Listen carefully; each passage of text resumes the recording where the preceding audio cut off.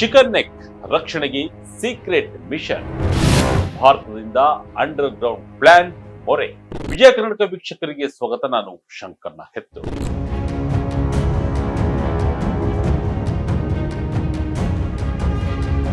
ಭಾರತದ ಭದ್ರತಾ ಇತಿಹಾಸದಲ್ಲಿ ಒಂದು ಹೊಸ ಅಧ್ಯಾಯ ಆರಂಭವಾಗಿದೆ. ದೇಶದ ಅತ್ಯಂತ ಸೂಕ್ಷ್ಮ ಮತ್ತು ಆಯಕಟ್ಟಿನ ಪ್ರದೇಶವಾದ ಚಿಕನ್ ನೆಕ್ ಅನ್ನ ರಕ್ಷಿಸಲು ಮೋದಿ ಸರ್ಕಾರ ಒಂದು ದಿಟ್ಟ ಮತ್ತು ಐತಿಹಾಸಿಕ ಹೆಜ್ಜೆಯನ್ನು ಇಟ್ಟಿದೆ. ಚೀನಾ, ಬಾಂಗ್ಲಾದೇಶ, ನೇಪಾಳ ಮತ್ತು ಭೂತಾನ್ಗಳಿಂದ ಸುತ್ತುವರಿದ ಭಾರತದ ಅಕಿಲಿಸ್ ಹೀಲ್ ಎಂದೇ ಕರೆಯಲ್ಪಡುವ ಸಿಲಿಗುರಿ ಕಾರಿಡಾರ್ಗೆ ಇನ್ನು ಮುಂದೆ ಯಾರೂ ಕಣ್ಣು ಹಾಕುವಂತಿಲ್ಲ. ಯಾಕೆಂದ್ರೆ ಆ ಪ್ರದೇಶದ ಮೂಲಕ ಬರೋಬ್ಬರಿ 40 ಕಿಲೋಮೀಟರ್ ಉದ್ದದ ಭೂಗತ ರೈಲು ಮಾರ್ಗವನ್ನು ನಿರ್ಮಿಸಲು ಮೋದಿ ಸರ್ಕಾರ ಮುಂದಾಗಿದೆ. ರೈಲ್ವೆ ಸಚಿವ ಅಶ್ವಿನಿ ವೈಷ್ಣವ್ ರವರು ಈ ಮಹತ್ವದ ಯೋಜನೆಯನ್ನ ಘೋಷಿಸಿದ್ದು, ಇದು ಕೇವಲ ಒಂದು ರೈಲ್ವೆ ಯೋಜನೆಯಲ್ಲ, ಬದಲಿಗೆ ಭಾರತದ ಸಾರ್ವಭೌಮತ್ವ ಮತ್ತು ಈಶಾನ್ಯ ರಾಜ್ಯಗಳ ಭದ್ರತೆಯನ್ನ ಖಚಿತಪಡಿಸುವ ಒಂದು ಬ್ರಹ್ಮಾಸ್ತ್ರವಾಗಿದೆ. ಶತ್ರುಗಳಿಗೆ ದಮ್ ಇದ್ರೆ ಬನ್ರೋ ಅಂತ ವಾರ್ನಿಂಗ್ ನೀಡಿದಂತಾಗಿದೆ. ಭಾರತಕ್ಕೆ ಈ ಯೋಜನೆ ಯಾಕಿಷ್ಟು ಮುಖ್ಯ? ಚಿಕನ್ ನೆಕ್ ಅನ್ನ ಯಾರು ಟಾರ್ಗೆಟ್ ಮಾಡ್ತಿದ್ದಾರೆ? ಈ ಭೂಗತ ಸುರಂಗದಿಂದ ಭಾರತೀಯ ಸೇನೆಗೆ ಆಗುವ ಲಾಭಗಳೇನು? ಶತ್ರುಗಳ ವಿಮಾನಕ್ಕೂ ಸಿಗದ, ಬಾಂಬ್ ದಾಳಿಗೂ ಅಲುಗಾಡದ ಈ ಪ್ಲಾನ್ ಹೇಗಿದೆ? ಇದರ ಹಿಂದಿನ ಮಾಸ್ಟರ್ ಪ್ಲಾನ್ ಏನು ಎಂಬುದರ ವಿವರ ಈ ವಿಡಿಯೋದಲ್ಲಿದೆ. ಸದ್ದಿಲ್ಲದೆ ಸಿದ್ಧವಾಯಿತು ರೈಲ್ವೆ ಮಾಸ್ಟರ್ ಪ್ಲಾನ್. ಟೆಲ್ ಮೈನ್ ಹಾರ್ಟ್ ಟು ರಂಗಪಾಣಿ ಸುರಂಗ. ಹೌದು, ರೈಲ್ವೆ ಸಚಿವ ಅಶ್ವಿನಿ ವೈಷ್ಣವ್ ರವರು ಸೋಮವಾರ ಈ ಮಹತ್ವದ ಯೋಜನೆಯನ್ನ ಘೋಷಿಸಿದ್ದಾರೆ.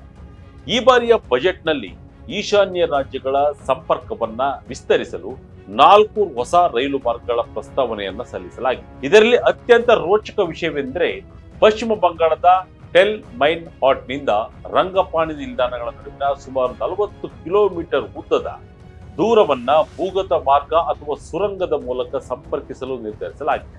ಅಂದರೆ ಶತ್ರು ರಾಷ್ಟ್ರಗಳಾದ ಚೀನಾ, ಭೂತಾನ್ ಮತ್ತು ಬಾಂಗ್ಲಾದೇಶದ ಗಡಿಗಳ ಅತ್ಯಂತ ಹತ್ತಿರದಲ್ಲಿರುವ ಈ ಸೂಕ್ಷ್ಮ ಪ್ರದೇಶದಲ್ಲಿ ರೈಲುಗಳು ಇನ್ನು ಮುಂದೆ ಭೂಮಿಯ ಆಳದಲ್ಲಿ ಸದ್ದಿಲ್ಲದೆ ಸಂಚರಿಸಲಿವೆ. ಈ ಮೂಲಕ ಭಾರತದ ಸೈನ್ಯ ಮತ್ತು ಸರಕು ಸಾಗಣೆಗೆ ಯಾವುದೇ ಅಡೆತಡೆ ಇಲ್ಲದಂತೆ ನೋಡಿಕೊಳ್ಳಲು ಸರ್ಕಾರ ಮುಂದಾಗಿದೆ. ಬಾಂಗ್ಲಾದೇಶದ ಬದಲಾವಣೆ, ಹೆಚ್ಚಿದ ಆತಂಕ.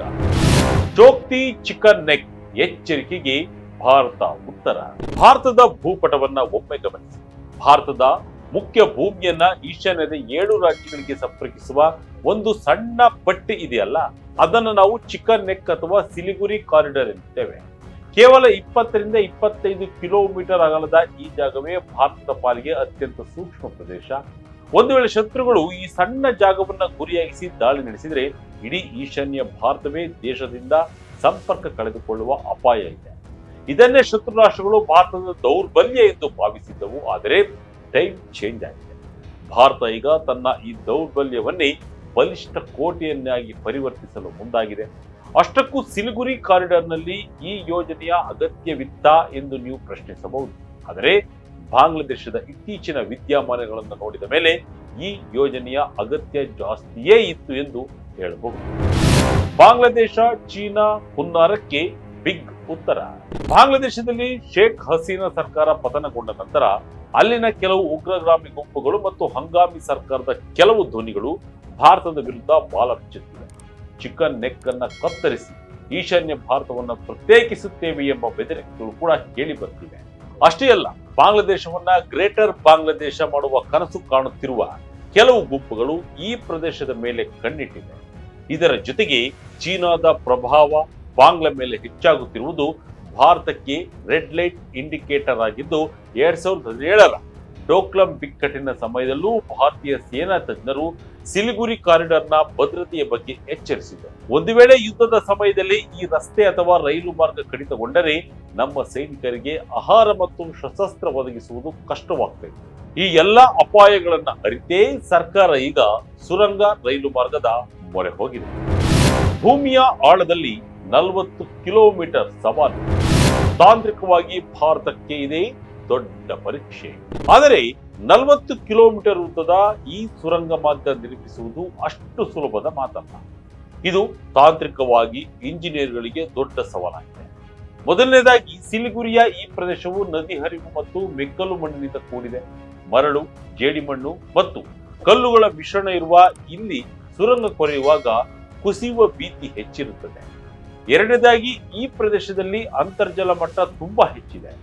ಸುರಂಗದೊಳಗೆ ನೀರು ನುಗ್ಗದಂತೆ ತಡೆಯಲು ಅತ್ಯಾಧುನಿಕ ವಾಟರ್ ಪ್ರೂಫಿಂಗ್ ಮತ್ತು ಡ್ರೈನೇಜ್ ಸಿಸ್ಟಮ್ ಬೇಕು. ಮೂರನೇದಾಗಿ ಈ ಸುರಂಗದಲ್ಲಿ ಅಗ್ನಿಶಾಮಕ ವ್ಯವಸ್ಥೆ, ಗಾಳಿಯ ಸಂಚಾರ ಮತ್ತು ತುರ್ತು ನಿರ್ಗಮನ ದ್ವಾರಗಳನ್ನು ನಿರ್ಮಿಸುವುದು ಅತ್ಯಂತ ಜಟಿಲವಾದ ಕೆಲಸ. ಅದಲ್ಲದೆ ಸುರಂಗ ಕೊರೆಯಲು ಬಳಸುವ ದೈತ್ಯ TBM ಯಂತ್ರಗಳ ನಿರ್ವಹಣೆ, ಕೊರೆದ ಮಣ್ಣನ್ನ 40 ಕಿಲೋಮೀಟರ್ ದೂರ ಸಾಗಿಸುವುದು ದೊಡ್ಡ ಲಾಜಿಸ್ಟಿಕ್ ಸವಾಲಾಗಿದೆ. ಆದರೆ ಭಾರತೀಯ ರೈಲ್ವೆ ಮತ್ತು NFR ಈ ಸವಾಲನ್ನ ಸ್ವೀಕರಿಸಲು ರೆಡಿಯಾಗಿದೆ.